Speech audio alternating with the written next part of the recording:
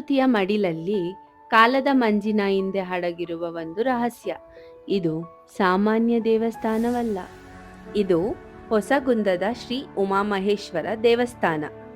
ಶಿವಮೊಗ್ಗ ಜಿಲ್ಲೆಯ ಸಾಗರ ತಾಲೂಕಿನ ಈ ಸಣ್ಣ ಹಳ್ಳಿ ಒಮ್ಮೆ ರಾಜಧಾನಿಯಾಗಿತ್ತು ಎಂದು ನೀವು ನಂಬ್ತೀರಾ? ಹೌದು, ಶತಮಾನಗಳ ಹಿಂದೆ ಈ ಪ್ರದೇಶದಲ್ಲಿ ಹರಳಿದ ಸಂಸ್ಕೃತಿ ಇಂದು ಕಾಡಿನ ಮಧ್ಯೆ ಮೌನವಾಗಿ ನಿಂತಿದೆ.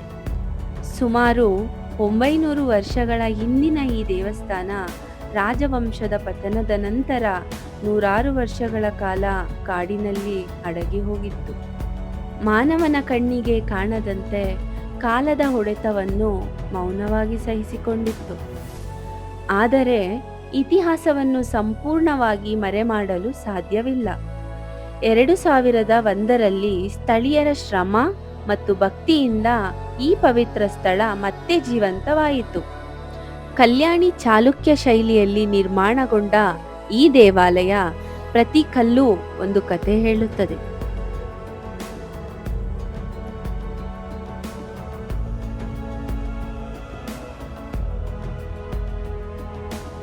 ಇಲ್ಲಿ ಕಾಣುವ ಉಮಾಮಹೇಶ್ವರ ಸ್ವಾಮಿ ಭಕ್ತರ ಮನಸ್ಸಿಗೆ ಶಾಂತಿ ನೀಡುವ ದೈವ. ಈ ಸ್ಥಳದಲ್ಲಿ ನಿಲ್ಲುವಾಗ ಒಂದು ವಿಚಿತ್ರ ಅನುಭವ. ಕಾಲವೇ ನಿಂತಂತೆ ಮನಸ್ಸು ಶಾಂತವಾಗುತ್ತದೆ. ಕಾಡಿನ ಮಧ್ಯೆ ಪಕ್ಷಿಗಳ ಕಲರವ, ಗಾಳಿಯ ಸದ್ದು, ಇವುಗಳ ನಡುವೆ ಇರುವ ಈ ದೇವಸ್ಥಾನ ಒಂದು ವಿಭಿನ್ನ ಲೋಕದ ಅನುಭವ ಕೊಡುತ್ತದೆ. ಇದು ಕೇವಲ ಒಂದು ಪ್ರವಾಸ ಸ್ಥಳವಲ್ಲ, ಇದು ನಮ್ಮ ಇತಿಹಾಸ, ನಮ್ಮ ಸಂಸ್ಕೃತಿ, ನಮ್ಮ ಭಕ್ತಿಯ ಜೀವಂತ ಸಾಕ್ಷಿ. ಒಮ್ಮೆಯಾದರೂ ಈ ದೇವಸ್ಥಾನಕ್ಕೆ ಭೇಟಿ ನೀಡಿ. ನಿಮ್ಮ ಮನಸ್ಸು ಹೇಳುತ್ತದೆ ಇದು ಒಂದು ವಿಶೇಷ ಸ್ಥಳವೆಂದು.